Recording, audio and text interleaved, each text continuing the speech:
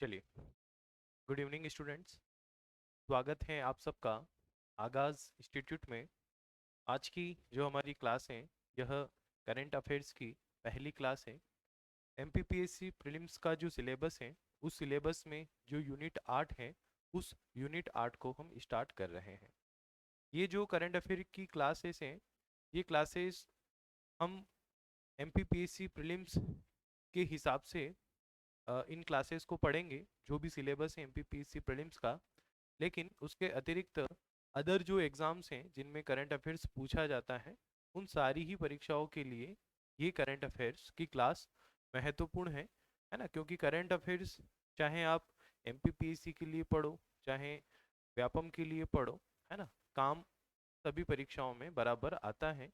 Current affairs हर परीक्षा का हिस्सा होता है, हर परीक्षा में करंट अफेयर्स पूछा जाता है।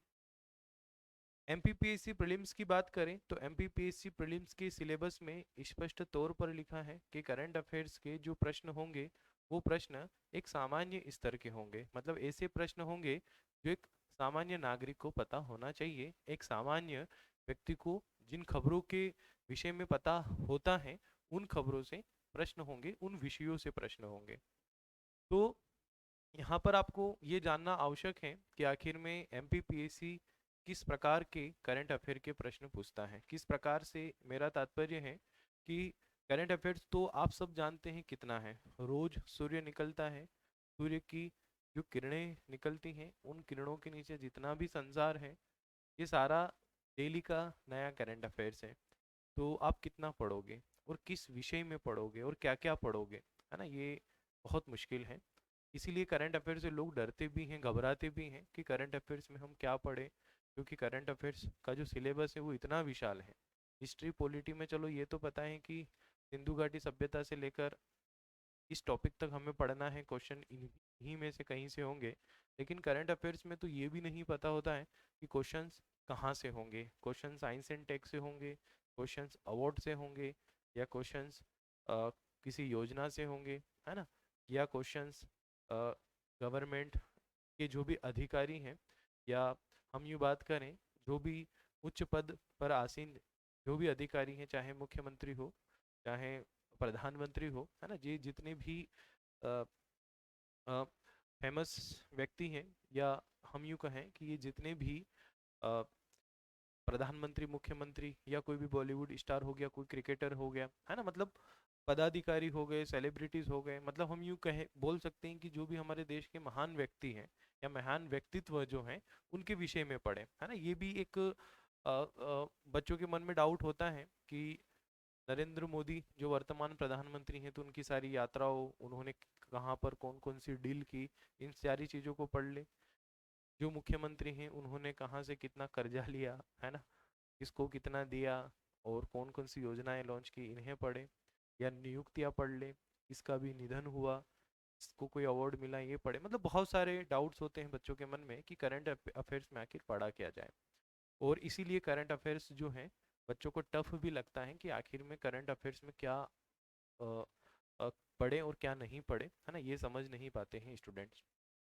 तो देखो स्टूडेंट्स, एमपीपीएससी के लिए अगर आपको करंट अफेयर्स के लिए मतलब टॉपिक तैयार करना है, या आपको ये तय करना है कि आप क्या पढ़ें, तो उसका सबसे अच्छा तरीका है पिछले 8-10 साल के पुराने पेपर्स का एनालिसिस। ये आप खुद कर सकते हैं। मध्य प्रदेश लोक सेवा आयोग की जो ऑफिशियल वेबसाइट है उस वेबसाइट पर सारे ही पुराने प्रश्न पत्र आपको उपलब्ध मिलेंगे, या मार्केट में भी ऐसे बहुत सारी मैगजीन, किताबें वगैरह आती हैं जिनमें ओल्ड पेपर होते हैं। आप वो आसानी से परचेज कर सकते हैं। उनको परचेज करने के बाद आप जो है करंट अफेयर्स के क्वेश्चंस को एनालिसिस करें। एनालिसिस कैसे? यार पीएससी का क्या ट्रेंड है करंट अफेयर्स पूछने का, वो कौन से टॉपिक से करंट अफेयर्स ज़्यादा पूछता है। वो पुरस्कार से ज़्यादा प्रश्न पूछता है, वो योजनाओं से ज़्यादा प्रश्न पूछता है, या अभी हाल ही में मध्य प्रदेश में कुछ भी अ, हुआ, कोई भी घटना घटी, जैसे भोपाल में मेट्रो का उद्घाटन हुआ, या हमारे मध्य प्रदेश में चीतों का आगमन हुआ, तो इस प्रकार की जितनी भी खबरें होती हैं लेटेस्ट, क्या प्रश्न वहाँ से बनते हैं, या प्रश्न जो हैं वो इंटरनेशनल लेवल के होते हैं। इंटरनेशनल लेवल से मेरा मतलब ये है कि जो अंतर्राष्ट्रीय स्तर का करंट अफेयर है, जैसे अमेरिका और इसराइल, है ना, या हम ये बात करें कि जैसे इंग्लैंड या फ्रांस, है ना, अगर इन देशों में कुछ भी घटनाक्रम होता है, वहाँ के राष्ट्रपति प्रधानमंत्री नए नियुक्त होते हैं, या वहाँ के राष्ट्रपति प्रधानमंत्री को पद से हटाया गया, या वहाँ पर कुछ भी इस प्रकार की घटना हुई जिसका इम्पैक्ट पूरे विश्व पर पड़ा हो, तो क्या वहाँ से प्रश्न होते हैं। तो आपको जो है जब आप 6 7 8 10 साल के पुराने पेपर्स का एनालिसिस करोगे ना, तो आपको बहुत अच्छे से ये पता चल जाएगा कि एमपीपीएससी का दायरा क्या है करंट अफेयर्स को पूछने का। एमपीपीएससी किन किन टॉपिक से और किस किस लेवल का करंट अफेयर्स जनरली पूछता है। मतलब आप अपने आप को एक सीमा में बांध पाओगे कि भाई मुझे करंट अफेयर्स तो पढ़ना है, पर मुझे ये इस प्रकार का करंट अफेयर्स पढ़ना है, योजनाएं पढ़ना है, युद्धाभ्यास पढ़ना है, कोई अवार्ड वगैरह हाल ही में दिए गए तो वो पढ़ना है, कोई राष्ट्रपति भारत आया या भारत के राष्ट्रपति प्रधानमंत्री किसी देश की यात्रा करते हैं तो मुझे वो पढ़ना है, किसी डील के बारे में पढ़ना है ना, बजट के बारे में पढ़ना है। तो आपको एक बहुत अच्छा आइडिया हो जाएगा कि आखिर में करंट अफेयर्स में आपको पढ़ना क्या है। बिना एनालिसिस अगर आप करंट अफेयर पढ़ने बैठ जाओगे ना, तो आपको बड़ी समस्या होगी। आप तय ही नहीं कर पाओगे कि मैं क्या पढूं। बहुत सारी मार्केट में किताबें आती हैं जिनमें हजारों लाखों करंट अफेयर्स के फैक्ट होते हैं, बच्चे बस वो उठा लेते हैं, उनको रटते जाते हैं। तो ऐसे करंट अफेयर्स की तैयारी नहीं होती है, क्योंकि हर एग्जाम का करंट अफेयर्स पूछने का एक अपना अलग अलग ट्रेंड होता है। यूपीएससी के करंट अफेयर्स कुछ अलग ही लेवल के होते हैं, एमपीपीएससी के करंट अफेयर्स अलग लेवल के हैं, बैंकिंग के करंट अफेयर्स अलग लेवल पर होते हैं, एसएससी, व्यापम, इनके करंट अफेयर्स कुछ अलग लेवल के होते हैं। लेवल का मतलब ये है कि आपको किन किन घटनाओं को अच्छे से पढ़ना है ना। तो आप पुराने पेपर जब तक एनालिसिस नहीं करोगे तब तक आप करंट अफेयर्स में अच्छा नहीं कर पाओगे। तो सबसे पहला काम आप यह कीजिए कि आप पुराने पेपर को एनालिसिस कीजिए। एनालिसिस आपको इसलिए करना है क्योंकि आप एक अधिकारी बनने वाले हो, और अधिकारी का गुण होता है चीजों को एनालिसिस करना, है ना। ये कोई ऐसी परीक्षा नहीं है कि बस आपको एक परीक्षा पास करना है और सीधी जॉब मिल जाएगी। प्री के बाद आपको मेंस भी देना है, इंटरव्यू भी देना है, और आप फिर ऐसे पद पर आसीन होने वाले हैं जहाँ पर पूरा आपको जीवन भर उस पद पर रहते हुए, है ना, जब तक भी आप पद पर रहेंगे आपको चीजों का विश्लेषण ही करना है ना, आपको एनालिसिस ही करना है। एक अच्छे अधिकारी का गुण भी होता है एनालिसिस करना। तो एनालिसिस करने की जो प्रवृत्ति है वो आप में होना चाहिए, चीजों को आपको एनालिसिस करना है। तो अ, आप जो है पुराने पेपर्स को एनालिसिस कीजिए।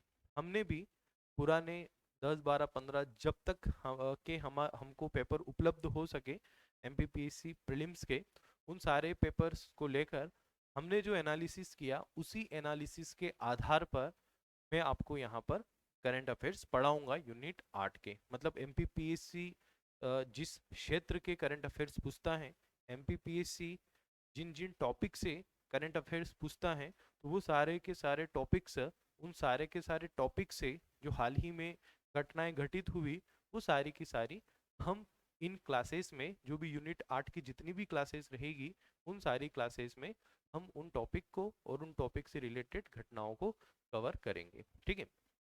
अब एक और प्रश्न बच्चों के मन में ये होता है कि आखिर में करंट अफेयर्स कितना पुराना पढ़े, 1 साल पुराना पढ़े, 2 साल पुराना पढ़े।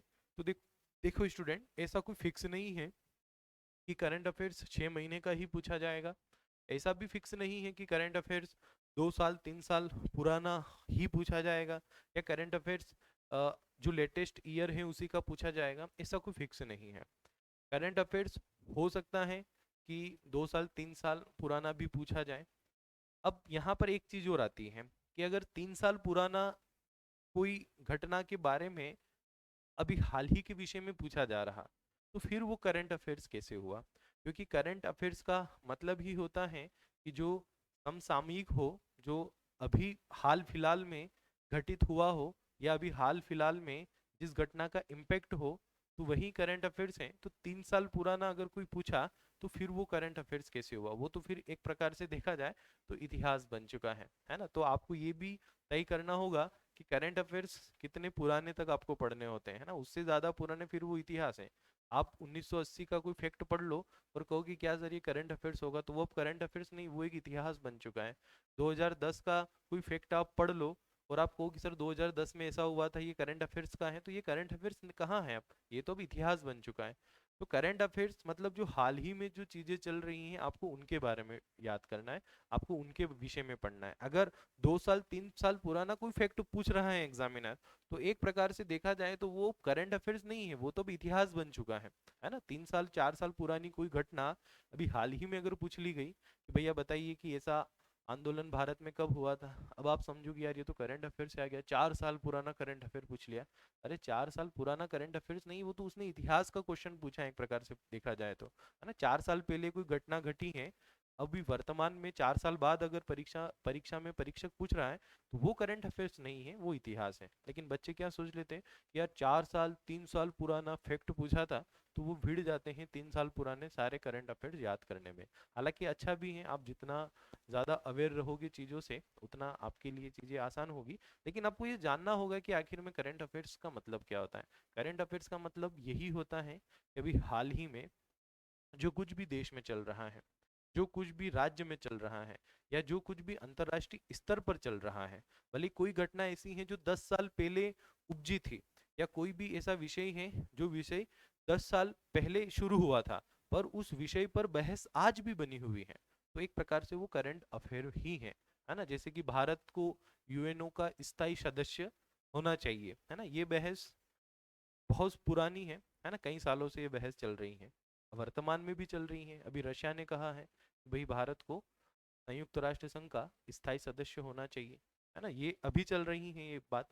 तो एक प्रकार से ये करंट का मुद्दा है कि भाई रशिया सपोर्ट कर रहा है, रशिया इस बात से एग्री कर रहा है कि भारत को यूएनओ का परमानेंट मेंबर होना चाहिए, है ना। तो ये इस टाइप की चीजें आपको समझना होगी कि अ, जो हाल वर्तमान में जो चल रही हैं उनको आप अच्छे से समझकर अपने करंट अफेयर्स को तैयार करो, क्योंकि ऐसी समस्याएं होती हैं, बच्चे करंट अफेयर्स तो पढ़ते हैं परंतु इतने अननेसेसरी फैक्ट पढ़ लेते हैं जो कभी भी परीक्षा में नहीं पूछे जाते हैं। अब बात करें कि आपको कितना पुराना पढ़ना चाहिए, तो मेरे हिसाब से 1 साल सफिशिएंट है। अगर आप 1 ईयर का करंट अफेयर अच्छे से पढ़कर जाते हैं और उससे पुराना लगभग 6 महीने या और भी साल भर पुराने थोड़े थोड़े जो मेन फैक्ट हैं, मतलब जैसे 2023 के दिसंबर में आपकी एग्जाम है, तो आप 2023 जनवरी से लेकर दिसंबर तक जितनी भी महत्वपूर्ण घटनाएं, है ना, पेपर को एनालिसिस करना सब समझ में आएगा कि क्या क्या पढ़ना है। तो जितनी भी घटनाएं हुई हैं करंट अफेयर से रिलेटेड जो परीक्षा में पूछी जा सकती हैं, आपको वो अच्छे से याद रख लेना है। अब 2022 की बात करें, तो 2022 के जो मुख्य मुख्य घटनाएं हैं, 2022 के जो ऐसे मुद्दे हैं, जो मुद्दे आज भी कहीं ना कहीं देश में छाए हुए हैं या आज भी कहीं ना कहीं अंतर्राष्ट्रीय स्तर पर हैं, जैसे कि यूक्रेन और रशिया का युद्ध हो गया, है ना।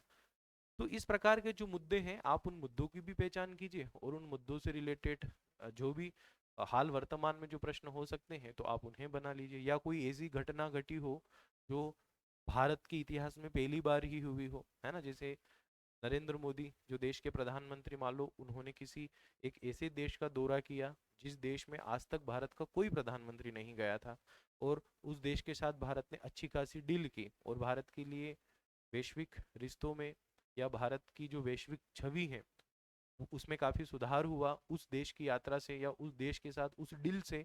तो आप 2022 का या 2021 का भी क्यों ना हो वो भी आपको पढ़ना है ना, क्योंकि परीक्षक प्रश्न पूछ सकता है। हालांकि हम उसको करंट अफेयर के बजाय इतिहास कहें तो ज्यादा बढ़िया है, क्योंकि 2 साल पुरानी घटना है तो वो इतिहास ही है ना, लेकिन फिर भी आप उन्हें पढ़कर जाएं। तो मेरे हिसाब से आपको 1 साल का करंट अफेयर बहुत अच्छे से पढ़ना चाहिए, ठीक है। आप बिल्कुल भी अ, 1 साल के करंट अफेयर्स को आप नहीं छोड़ सकते। जो बच्चे 1 साल का नहीं पढ़ना चाह रहे हैं वो कम से कम 8 महीने का तो करंट अफेयर पढ़े ही पढ़े। जैसे दिसंबर में परीक्षा है, 17 दिसंबर को एग्जाम है, मतलब दिसंबर से तो कोई प्रश्न आना नहीं है ना। तो प्रश्न आपसे नवंबर तक की घटनाओं के पूछे जा सकते हैं, तो मेरे हिसाब से आपको नहीं ज़्यादा तो लगभग मई से लेकर नवंबर तक की जितनी भी घटनाएं हैं वो सारी की सारी आपको अच्छे से पता होना चाहिए, उनके बारे में आपको अच्छे से जानकारियां होना चाहिए। मतलब जो करंट अफेयर में कुछ नहीं कर रहे हैं एटलीस्ट वो स्टूडेंट इतना तो करे ही करें, इतना तो पढ़कर जाए ही जाए कि मई से लेकर नवंबर तक सारी घटनाएं, जितने भी 7-8 महीने जितने भी हो रहे हैं, तो ये सारा आप अच्छे से पढ़ लें। उससे पुरानी जो घटना है उसमें से खास खास पढ़ लें, उससे जो पुरानी है उसमें से बहुत जो खास है बस उन्हें पढ़ लें, है ना। इस टाइप से आप स्टेप में अपने करंट अफेयर को तैयार कीजिए, है ना। लगभग पिछला 1 साल तो आप बहुत अच्छे से कर लीजिए। जो लेटेस्ट 7-8 महीने हैं इनको तो आप बहुत से भी बहुत अच्छा कर लीजिए, मतलब इतना अच्छा कि एक भी घटना मिस नहीं करना है ना। एक भी चीज, एक भी अवार्ड वहां पर मिस नहीं करना है, चाहे पीएससी ने पूछा है चाहे नहीं पूछा है। उसके बाद जो 3-4 महीने हैं उनमें आप वो टॉपिक पढ़ लीजिए जो आपको लगते हैं कि यार यहाँ से प्रश्न आ सकते हैं। और उसके बाद के जो लगभग 6 महीने उनमें जो खास खास हैं, जैसे कोई अवार्ड हो गया, किसी का निधन हो गया, किसी को कोई किसी ने कोई बड़ा ऐसा कोई विशेष आविष्कार किया तो आप उन्हें पढ़ लें, है ना। इस टाइप के आप 6 महीने के और पढ़ लें, तो इस टाइप से लगभग 1.5 साल के आसपास आपका करंट अफेयर तैयार हो जाएगा। और मैं समझता हूँ कि एक स्टूडेंट्स के लिए इतना सफिशिएंट है ना। फिर इससे पुराना आता है तो फिर वो तो इतिहास था, है ना। इतिहास का प्रश्न आया है, बच्चा कहाँ तक पढ़ेगा। तो इतना तो आपको कर कर जाना ही चाहिए। यह जो हमारी क्लास है यूनिट 8 की, इस क्लास में मैं आपको मई से लेकर नवंबर तक के सारे करंट अफेयर्स कंप्लीट करवाऊंगा, ठीक है। मई से लेकर नवंबर तक। अब आपके मन में एक और प्रश्न होगा कि मई से जो पहले के करंट अफेयर्स है उनका क्या होगा, है ना। मई से तो मैं पढ़ा रहा हूँ, मई जून जुलाई अगस्त सितंबर अक्टूबर नवंबर, ये 7 महीने तो मैं पूरा पेपर को एनालिसिस किया। और पेपर को एनालिसिस करने के बाद जो जो महत्वपूर्ण मुद्दे हैं इन 7 महीने के, वो सारे मैं आपको अच्छे से कंप्लीट करवाऊंगा। अब इससे पुराने करंट अफेयर्स का क्या करना है, तो देखो उनके लिए भी मैं क्लासेस अलग से लूंगा। ये मई से लेकर नवंबर तक की क्लासेस तो अपनी रेगुलर बेस पर चलेगी। और जनवरी से लेकर अप्रैल, है ना, जनवरी फरवरी मार्च और अप्रैल, ये जो 4 महीने हैं ना, इन 4 महीनों के लिए भी मैं स्पेशल क्लास लूंगा जो स्पेशल रहेगी। इन 4 महीनों के लगभग 100-150 ऐसे टॉपिक हैं जो आपको जानना चाहिए, तो उनके लिए मैं स्पेशल क्लासेस लूंगा जनवरी से लेकर अप्रैल तक, ठीक है। वो एक अलग एक्स्ट्रा क्लासेस रहेगी। ये यूनिट 8 की क्लासेस हैं जो मैं मई से स्टार्ट कर रहा हूँ, ठीक है। मई से लेकर नवंबर 2023 तक, मतलब आज की क्लास में हम मई जून के करंट अफेयर्स पर डिस्कस करेंगे, लेकिन इस पूरी यूनिट 8 की जो मैं क्लासेस लूंगा, इन क्लासेस में मैं आपको मई से लेकर नवंबर 2023 तक का पूरा करंट अफेयर्स कंप्लीट करवाऊंगा अच्छे से। एक भी ऐसा टॉपिक हम नहीं छोड़ेंगे जहां से प्रश्न परीक्षा में आ सकता है ना। हम वे सारे के सारे टॉपिक कंप्लीट करेंगे जहां से प्रश्न परीक्षक पूछ सकता है, ठीक है स्टूडेंट। तो आज हम शुरू करने जा रहे हैं मई जून 2023 को। मई जून 2023 की घटनाओं को हम पढ़ेंगे, ठीक है। चलिए करते हैं शुरुआत। सबसे पहला टॉपिक, ठीक है, सबसे पहला टॉपिक हमारी आज की क्लास का यूनिट 8 की जो क्लासेस स्टार्ट हुई हैं उन क्लासेस का भी ये सबसे पहला टॉपिक है ना। इस टॉपिक के विषय में बात करें तो यह टॉपिक है ऑपरेशन करुणा। एमपीपीएससी तथा अन्य व्यापम, यूपीएससी, है ना, एसएससी, बैंकिंग, इन सारी परीक्षाओं के लिए कॉमन टॉपिक है। मतलब अ, इस टाइप के टॉपिक से जो प्रश्न है वो लगभग लगभग इन सारी ही परीक्षाओं में पूछे जाते हैं। भारत सरकार या जो हमारी सेना है वो किसी भी देश में कोई भी आपदा अगर आती है ना, जैसे अभी कुछ समय पहले तुर्की में एक आपदा आई थी, वहां पर भारत की जो सेना है उसने एक ऑपरेशन चलाया था, है ना। आप कमेंट कीजिएगा, बहुत अच्छा नाम है उसका, कुछ दोस्त कर कर याद आ गया होगा अब आपको, ठीक है। तो उस ऑपरेशन के बारे में भी प्रश्न पूछे गए। तो उसी प्रकार से भारत की सेना जब दूसरे देशों की मदद करती है, भारत की सेना द्वारा दूसरे देशों में आपदा से आपदा में जो मदद दी जाती है, तो उससे रिलेटेड जो ऑपरेशन होते हैं उनसे रिलेटेड प्रश्न परीक्षा में डेफिनेटली देखने को मिलते हैं। तो हो सकता है इस बार एमपीपीएससी में हमें ऑपरेशन करुणा से प्रश्न देखने को मिले। प्रश्न क्या होगा, प्रश्न ये हो सकता है कि ऑपरेशन करुणा का क्या उद्देश्य था, ऑपरेशन करुणा क्यों चलाया गया, ऑपरेशन करुणा किस देश के लिए चलाया गया, है ना। इस टाइप के प्रश्न हो सकते हैं। चलिए तो आइए समझते हैं ऑपरेशन करुणा के विषय में। ऑपरेशन करुणा जो है ये 18 मई को, ठीक है, 18 मई 2023 को भारतीय सेना द्वारा, ठीक है, भारतीय सेना द्वारा जो म्यांमार है, ठीक है, जो हमारे एशिया का ही एक देश है, भारत का पड़ोसी देश है म्यांमार, इस म्यांमार में एक भूकंप आया था, ठीक है, ये आप यहाँ पर मैप में देख सकते हैं, ये म्यांमार, और इस म्यांमार में एक चक्रवात आया था, है ना, मैंने भी भूकंप कह दिया था क्योंकि वो तुर्की का भूकंप दिमाग में था, इसलिए मुंह से भूकंप निकला, भूकंप नहीं, चक्रवात। तो इस म्यांमार में एक चक्रवात आया था, है ना, ये यहाँ बंगाल की खाड़ी, इस बंगाल की खाड़ी से यह तूफान उठा था, जिस तूफान का नाम था मोचा तूफान, है ना, इस नाम को यमन ने सुझाया था, है ना, जितने भी तूफान आते हैं ना, इन नामों को पहले से ही लिस्ट बना ली जाती है कि भाई जो भी तूफान आएगा, अब अगला तूफान आएगा तो उसको ये नाम दिया जाएगा, है ना, जियोग्राफी जब पढ़ेंगे वहां पर आपको समझाऊंगा कि तूफानों का नामकरण कैसे होता है, ठीक है। तो जो मोचा नाम दिया था ये यमन ने दिया था, ये मोचा तूफान बंगाल की खाड़ी में आया था, और इस मोचा तूफान ने सबसे ज्यादा तबाही जो है वो इस म्यांमार में मचाई थी, म्यांमार में सबसे ज्यादा नुकसान हुआ था इस मोचा तूफान से। तो ये जो मोचा तूफान आया था, है ना, बंगाल की खाड़ी में, और नाम इसका यमन ने यमन ने सुझाया था। तो इस मोचा चक्रवात से वहां पर बाढ़ आई, तूफान आए, लोगों के घर उजड़ गए, काफी सारे लोग बाढ़ में डूब गए, है ना, मतलब आप समझ सकते हैं ना कि तूफानों में और बाढ़ में किस प्रकार की स्थिति बनती है ना, जैसे हमारे यहाँ पर 2013 में, है ना, आपको पता ही होगा जो केदारनाथ में एक आपदा आई थी, है ना, मूवी भी बनी हुई है उस पर, तो कुछ इसी प्रकार की चीजें यहाँ पर हुई, ठीक है। तो भारत सरकार ने मोचा तूफान से जो म्यांमार प्रभावित हुआ, तो म्यांमार के लोगों की सहायता हेतु, कैसी सहायता, उनको खाद्य आपूर्ति, क्योंकि आप समझते हैं इस ऐसे समय में खाना सबसे मेन प्रायोरिटी हो जाता है ना, तो उनको खाने की मदद की भारत सरकार ने, है ना, भारत सरकार के निर्देशानुसार भारतीय सेना ने, है ना, तो भारतीय सेना उनके लिए दवाइयाँ, खाद्य आपूर्ति, है ना, पीने का पानी, रहने के लिए तंबू, टेंट वगैरह, है ना, इस प्रकार की बहुत सारी चीजें भारतीय सेना ने वहां पर उपलब्ध करवाई, ताकि जो बेसिक नीड है वो बेसिक नीड पूरी हो, और लोगों का प्रॉपर उपचार भी किया जा सके, मतलब जो जन हानि हुई है, जो धन हानि हुई है ना, तो धन हानि तो वहां की सरकार का काम है कि भाई अब उससे कैसे निपटना, लेकिन जो जन हानि हुई है या जो जन हानि हो रही है, तो दूसरे देश उसमें क्या सहायता कर सकते हैं, है ना, जैसे लोगों के पास खाने का नहीं है, अगर खाने का मिलेगा ही नहीं, कहीं कोई कहीं पर फंसा हुआ है ना, और उस तक सहायता नहीं पहुंची, तो वो तूफान के से नहीं, वो भूख से ही मर जाएगा, है ना, तो ऐसे में कर्तव्य बनता है हमारा भी मानवता के नाते, है ना, मतलब हमें भी करुणा दिखानी चाहिए कि भाई हम उन लोगों की सहायता करें। तो भारतीय सेना ने ऑपरेशन करुणा चलाया, और इस ऑपरेशन करुणा के द्वारा वहां के लोगों को खाद्य सामग्रियां प्रोवाइड करवाई गई, दवाइयाँ प्रोवाइड करवाई गई, उनको रहने के लिए टेंट दिए गए, पानी के टैंकर वगैरह उपलब्ध करवाए गए, ताकि लोग जो हैं, लोगों की जो बेसिक चीजें आवश्यकताएं हैं वो पूरी हो सके। जो तूफान में मर गए वो तो मर ही गए, लेकिन अब जो बचे हैं वो भूख से न मर जाए, इलाज के अभाव में न मर जाए, है ना, तो इस संदर्भ में इस ऑपरेशन करुणा को चलाया गया था। भारतीय सेना के 3 जहाज इन सारी चीजों को लेकर रवाना हुए थे।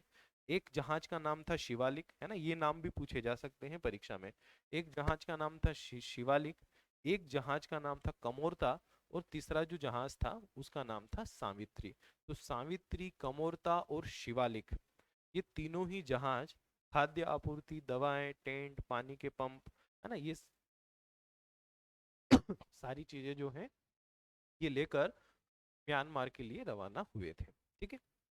तो ये प्रश्न जो है, ये जो फैक्ट है आपसे एग्जामिनर पूछ सकता है। चक्रवात मोचा जो था बड़ा खतरनाक चक्रवात था, 1982 के बाद बंगाल की खाड़ी में पहली बार इतना भयानक या इतना भयंकर ये चक्रवात आया, मतलब 1982 से लेकर 2023 में, है ना, चक्रवात मोचा काफी मतलब भयंकर था। 1982 के बाद ये सबसे भयंकर तूफानों में से एक था। कौन सा? चक्रवात मोचा। तो कभी एग्जामिनर ये प्रश्न कर ले चक्रवात मोचा अभी हाल ही में कहाँ आया था, तो आपको उत्तर होगा बंगाल की खाड़ी में, है ना। इस प्रकार के प्रश्न भी पूछे जा सकते हैं। ठीक है स्टूडेंट, तो ये पहला करंट अफेयर्स का फैक्ट हुआ ऑपरेशन करुणा से रिलेटेड। चलिए अब दूसरे टॉपिक पर बात करते हैं। जो दूसरा टॉपिक है वह है अभी हाल ही में 75 रुपए का सिक्का जारी किया गया, है ना। 75 रुपए का सिक्का जारी किया गया 28 मई 2023 को।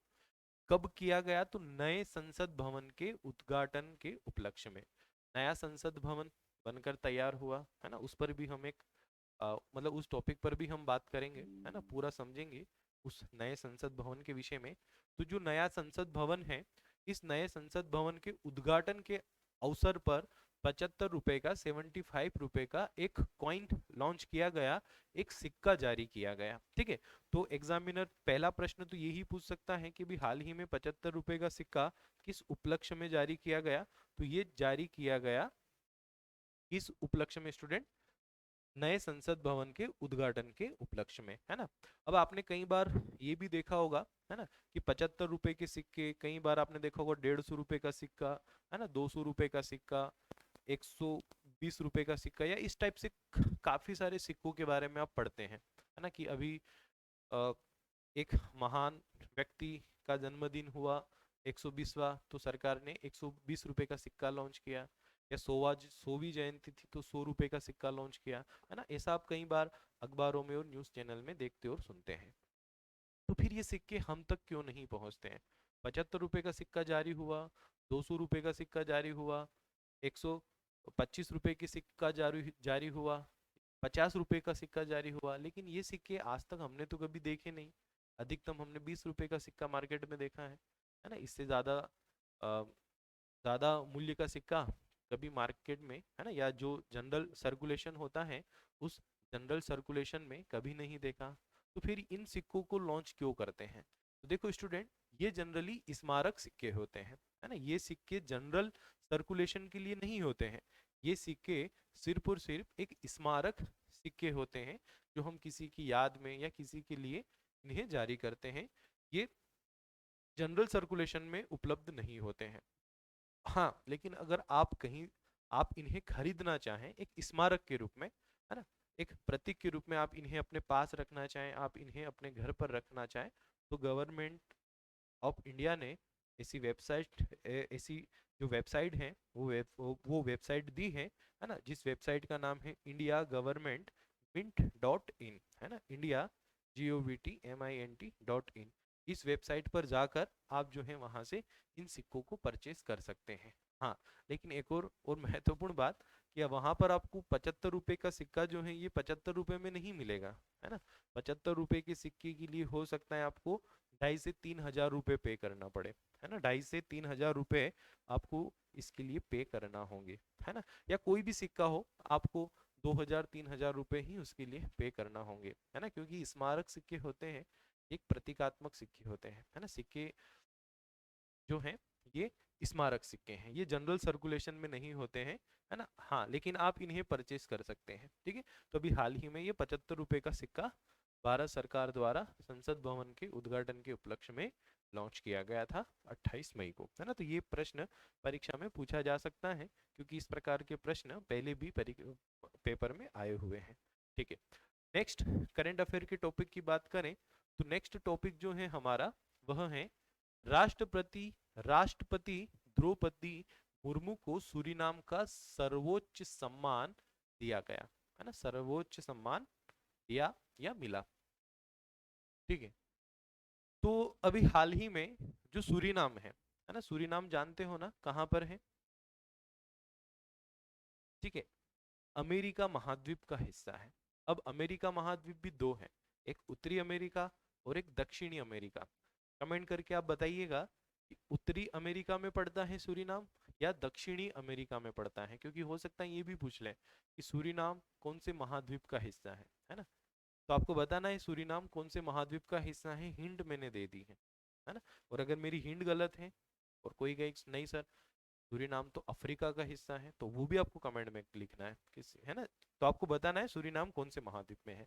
चलिए, तो सूरीनाम जो देश है, इस सूरीनाम देश के जो राष्ट्रपति हैं, सॉरी, इस सूरीनाम देश के जो प्रमुख हैं, जिनका नाम है चंडिका प्रसाद। तो इन चंडिका प्रसाद ने अभी हाल ही में हमारे देश की जो प्रेसिडेंट हैं, जो राष्ट्रपति हैं, उन्हें सूरीनाम का जो सबसे ग्रेट अवार्ड है, जो वहाँ का सबसे सर्वोच्च सम्मान है, जैसे हमारा भारत का है ना भारत रत्न, उसी प्रकार से जो सूरीनाम का सर्वोच्च सम्मान है वो प्रदान किया। इस सर्वोच्च सम्मान का जो नाम है वह है grand order of the chain of the yellow star. ठीक है, तो अगर एग्जामिनर पूछेंगे भी हाल ही में सूरीनाम ने किसे grand order of the chain of the yellow star award दिया, तो आपका उत्तर होगा राष्ट्रपति द्रौपदी मुर्मू को, है ना। द्रौपदी मुर्मू को यह अवार्ड अभी हाल ही में दिया। सूरीनाम जो है एक देश है, अभी मैं बता ही देता हालांकि उत्तर ये कहाँ का देश है, लेकिन मैं नहीं बताऊंगा क्योंकि ये आपके लिए मैंने प्रश्न छोड़ा हुआ है, तो आप कमेंट करके बताइएगा कि सूरीनाम कौन से कॉन्टिनेंट में पड़ता है। चलिए, तो ये आपको याद रखना है, परीक्षक प्रश्न पूछ सकता है। नेक्स्ट है एक्स एक्वेरिन। एक्स एक्वेरिन जो है यह एक युद्धाभ्यास है ना। युद्धाभ्यास है ना, युद्ध से पहले किया जाने वाला अभ्यास उसको बोलते हैं युद्धाभ्यास, क्योंकि ऐसा तो हो नहीं सकता कि भाई युद्ध हो और सीधा वहां पर सैनिकों को भेज दिया जाए और बोले कि लड़ो। अब सैनिक ही कहेंगे लड़ना कैसे है, वो सामने वाला हेलीकॉप्टर से उनके सैनिक नीचे जमीन पर कूद रहे हैं, अब हम उन्हें कैसे मारें, है ना। या सामने वाला इस प्रकार से युद्ध कर रहा है तो हम उससे कैसे बचें, कैसे हम उसका सामना करें। तो इन सब की तैयारी तो पहले से करनी पड़ेगी ना, तो युद्धाभ्यास युद्ध से पहले किए जाते हैं। आप भी अभ्यास करते हो ना, परीक्षा से पहले अभ्यास करते हो कौन से, जो मॉक टेस्ट होते हैं, है ना, जो आप फुल लेंथ टेस्ट वगैरह देते हो, जो मॉक टेस्ट देते हो, ये परीक्षा से पहले किया जाने वाला अभ्यास है, ताकि आपको भी पता चल जाए कि आपकी कमियां क्या है ना। तो अभी भारत और मालदीव के बीच में है ना युद्धाभ्यास हुआ, जिस युद्धाभ्यास का नाम है एक्स एक्वेरिन। ये युद्धाभ्यास वर्ष 2009 से शुरू हुआ था, ये 2023 में अभी हुआ, जो कि इसका 12वां संस्करण था। मतलब 2009 में पहली बार हुआ था और अभी हाल ही में 12वां युद्धाभ्यास हुआ एक्स एक्वेरिन, जो कि भारत और मालदीव के बीच में हुआ, जो कि अभी 11 से लेकर 24 जून तक चोबटिया में हुआ था, जो कि भारत के उत्तराखंड राज्य में है। ठीक है, तो परीक्षक पूछ सकता है यहाँ से एक सिंपल सा ही प्रश्न बनेगा कि एक्स एक्वेरिन युद्धाभ्यास किन दो देशों के बीच में होता है।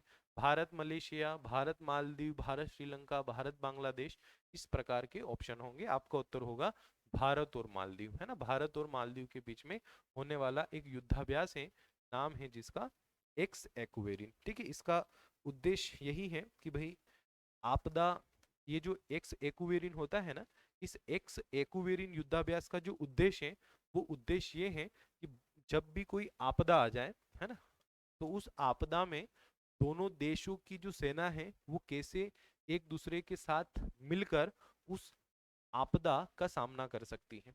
ठीक है, चलिए नेक्स्ट है एनएससी कावा कप, है ना। एनएससी कावा कप जो भी हाल ही में नेपाल में आयोजित हुआ। महिला वॉलीबॉल चैलेंज कप है ये, है ना। जैसे वर्ल्ड कप होता है ना, क्रिकेट वर्ल्ड कप, फुटबॉल के लिए फीफा वर्ल्ड कप, तो उसी प्रकार से ये कावा कप है ना। कावा का मतलब है सेंट्रल एशियन वॉलीबॉल एसोसिएशन, है ना, जो 1993 में बना था। तो जो कावा है सेंट्रल एशियन वॉलीबॉल एसोसिएशन, है ना, जैसे फीफा है उसी प्रकार से कावा। तो फीफा कप फुटबॉल का, कावा कप वॉलीबॉल का। तो अभी हाल ही में कावा कप हुआ किसका, महिलाओं का, है ना, महिला वॉलीबॉल चैलेंज कप, जो कि 22 मई से लेके 28 मई तक आयोजित हुआ। कहाँ पर आयोजित हुआ, नेपाल में। अब इस कावा कप को अभी हाल ही में भारत ने जीता, है ना, पहली बार जीता है भारत, भारत जीता। और उप विजेता कौन रहा, तो उप विजेता रहा कजाकिस्तान। ये मध्य एशियाई देशों का टूर्नामेंट है ना, जो सेंट्रल एशियन कंट्रीज हैं उनका ये टूर्नामेंट है। और ये देश इस कावा कप का हिस्सा थे, Bharat, Kazakhstan, Nepal, Uzbekistan, Sri Lanka, Kyrgyzstan, Maldives और बांग्लादेश। ठीक है, तो ये जो 8 देश हैं, इन 8 देशों के बीच में यह टूर्नामेंट हुआ था जो कि भारत की महिलाओं ने जीता, नेपाल में आयोजित हुआ था और उप विजेता रहा कजाकिस्तान। ठीक है, तो ये कावा कप से भी रिलेटेड फैक्ट्स आपको याद रखना है, परीक्षक पूछ सकता है। और मैंने ये देखा है कि जब भी महिलाएं किसी अवार्ड को जीतती हैं, है ना, ये एनालिसिस किया है पीएससी के पेपर्स को, आप भी एनालिसिस कर सकते हैं कि महिलाएं यदि किसी बड़े टूर्नामेंट को जीतती हैं, है ना, तो वो करंट अफेयर्स में ज्यादा पूछा जाता है। उसके पीछे का उद्देश्य होता है जो महिला सशक्तिकरण है या महिलाओं से रिलेटेड जो गेम्स हैं, है ना, या हम जो महिला सशक्तिकरण की बात करते हैं तो इस बात को उठाना या महिला सशक्तिकरण के विषय में चर्चा करना, है ना, तो इस प्रकार से कई बार मैंने देखा है पेपर्स में कि कोई महिला अगर कोई अवार्ड जीती या कोई महिलाओं की टीम कोई अवार्ड जीती, तो कई बार वो प्रश्न पूछ लिए जाते हैं ताकि और भी महिलाएं उससे इंस्पायर हो, है ना, कि यार अगर मतलब बहुत सारों को तो आज पता चला होगा कि महिलाओं की भी कोई वॉलीबॉल टीम है ना। चलिए, वॉलीबॉल में कितने खिलाड़ी होते हैं? 6 खिलाड़ी होते हैं, है ना, ये पता होना चाहिए। एग्जामिनर इस प्रकार के भी प्रश्न करता है, इस गेम में कितने प्लेयर होते हैं? वॉलीबॉल में 6 खिलाड़ी होते हैं। चलिए, नेक्स्ट फैक्ट की बात करें तो मोस्ट इंपोर्टेंट है ना, इतना इंपोर्टेंट है कि कहा नहीं जा सकता, है ना, आप चाहें उतने प्रतिशत इसको आईएमपी लिख ले, है ना, ये इतना महत्वपूर्ण है। यहाँ से प्रश्न परीक्षा में हमेशा आते हैं, है ना, हमेशा का मतलब हमेशा। वह है ज्ञानपीठ पुरस्कार। अभी हाल ही में 57वां ज्ञानपीठ पुरस्कार मिला है ना, 2023 में मिला है, 2022 के लिए, है ना, ये 57 जो मिला है ना स्टूडेंट, ये 2022 के लिए मिला है। 56वां जो मिला है ये 2021 के लिए मिला है। तो 56वां और 57वां ये दोनों जो अवार्ड हैं, ज्ञानपीठ पुरस्कार हैं, ये मई 2023 में दिए गए, है ना, 56वां भी दिया गया और 57वां भी प्रदान किया गया। तो जो 57वां मिला वह मिला किसे? दामोदर मोजो को, है ना, जो कि गोवा के एक लेखक हैं, कवि हैं। 56वां जो मिला वह मिला नीलमणि फुकन को, जो कि असम के हैं। ठीक है, 2023 में मिला, है ना, 2023 में ज्ञानपीठ पुरस्कार मिला, 2022 के लिए मिला दामोदर मोजो को, 21 के लिए मिला नीलमणि फुकन को। ठीक है, पहला किसको मिला था ज्ञानपीठ पुरस्कार? तो शंकर कुरूप को 1965 में, मतलब 1965 से ये पुरस्कार मिलना शुरू हुए, जो वर्तमान तक मिलते आ रहे हैं। अब ये किस में मिलते हैं? ज्ञानपीठ पुरस्कार किसे दिया जाता है? तो हमारे संविधान की जो 8वीं अनुसूची है, उस 8वीं अनुसूची में 22 भाषाओं का उल्लेख है ना, आपने कभी अनुसूचियां पढ़ी हो तो आपने देखा होगा संविधान की जो 8वीं अनुसूची है वो भाषाओं से संबंधित है, उसमें 22 भाषाओं के विषय में बात की गई है। तो उन 22 भाषाओं, जो 22 भाषाएं संविधान की 8वीं अनुसूची में है, उन 22 भाषाओं में से किसी भी भाषा में अगर कोई कवि लेखक कोई भी साहित्य लिखता है ना, और अगर उसका साहित्य बहुत अच्छा होता है ना, तो फिर उसे उस साहित्य के लिए ये ज्ञानपीठ पुरस्कार जो है प्रदान किया जाता है। यह ज्ञानपीठ पुरस्कार जो है उसे मिलता है। ठीक है, अब हिंदी भाषा के लिए जो पहला ज्ञानपीठ पुरस्कार मिला था, है ना, 22 भाषाओं में से किसी भी भाषा में मिल जाता है, तो हिंदी के लिए जो पहला मिला था वो सुमित्रा नंदन पंत को मिला था 1968 में, चिदम्बरा के लिए। इनकी जो रचना थी चिदम्बरा, उसके लिए इन्हें 1968 में हिंदी का पहला ज्ञानपीठ पुरस्कार मिला था। तो इस प्रकार के फैक्ट भी पूछे जाते हैं कि हिंदी का पहला ज्ञानपीठ पुरस्कार किसे मिला था? सुमित्रा नंदन पंत को। पहला किसको मिला था? शंकर कुरूप को, है ना, शंकर कुरूप को ये मलयालम के लिए मिला था, है ना, शंकर कुरूप जो थे ये मलयालम। ठीक है, तो इस प्रकार के फैक्ट्स आपसे ज्ञानपीठ पुरस्कार से भी परीक्षक जो है परीक्षा में पूछ सकता है, आपको अच्छे से याद रखना है। ठीक है, चलिए अब हम बढ़ते हैं आगे।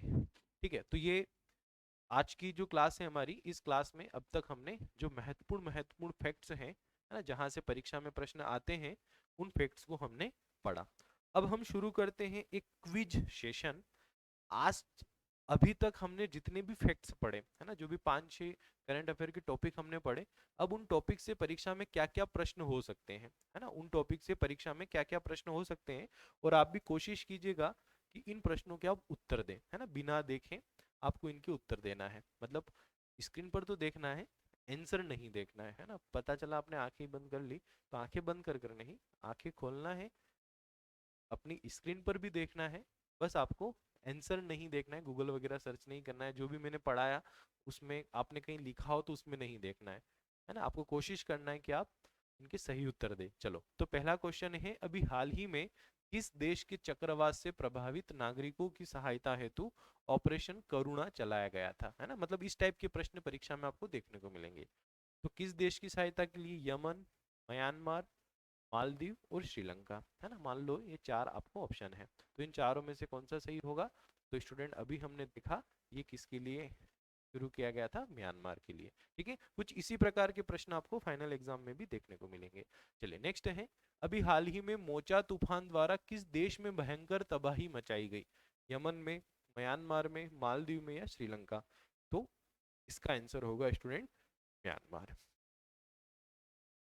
नेक्स्ट है, नए संसद भवन के उद्घाटन के अवसर पर वित्त मंत्रालय द्वारा, है ना, इस बात पर भी ध्यान देना है ना, किसने शुरू किया? वित्त मंत्रालय।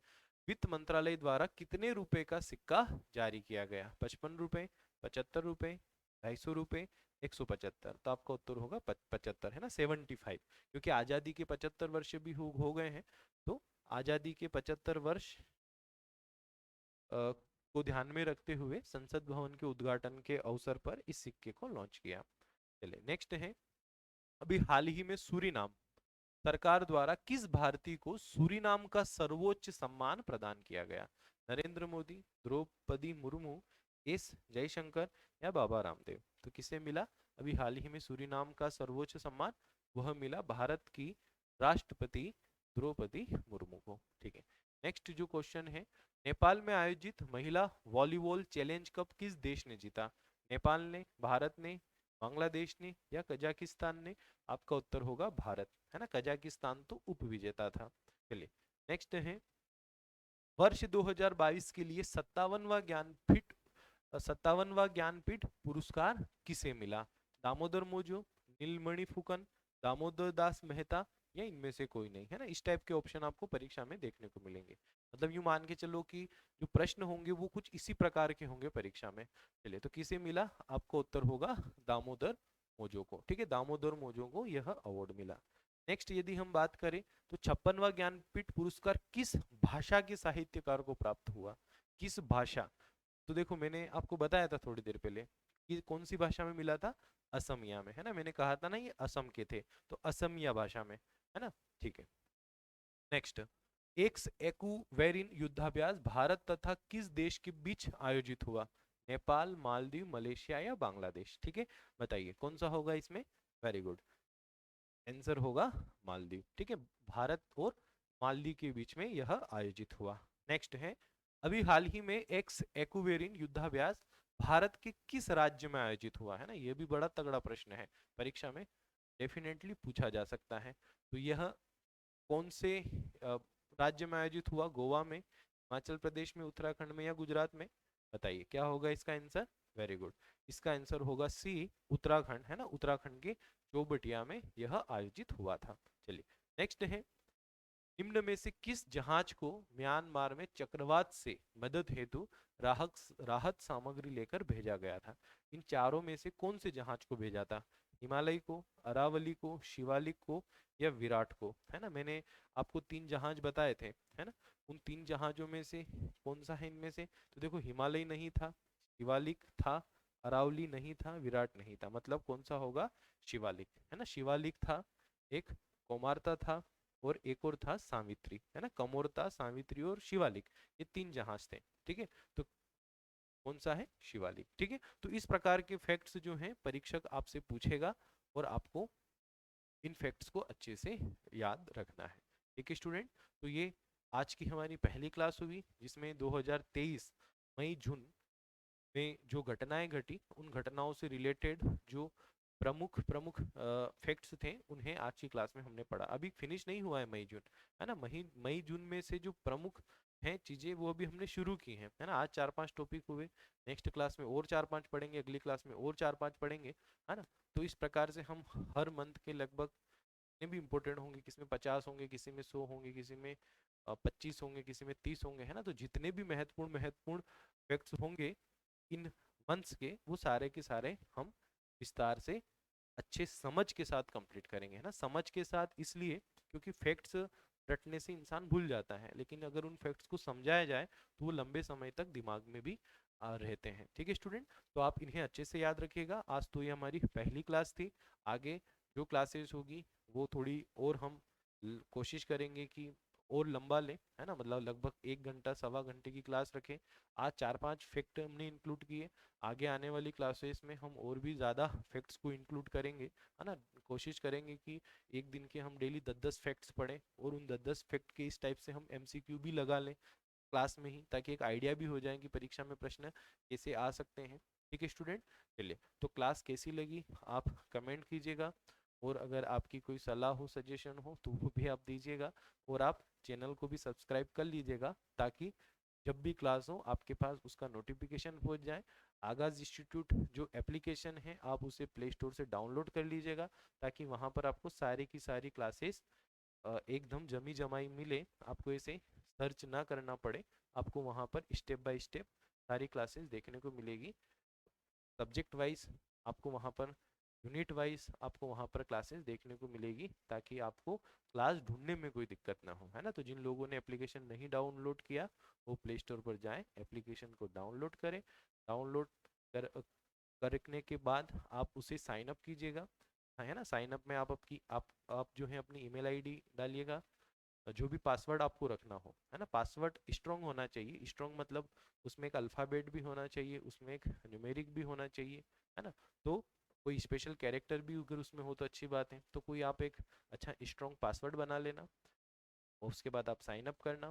साइन अप के बाद अगर साइन इन मांगता है, तो आपने जो ईमेल आईडी और पासवर्ड रखा आप उससे साइन इन कर लेना।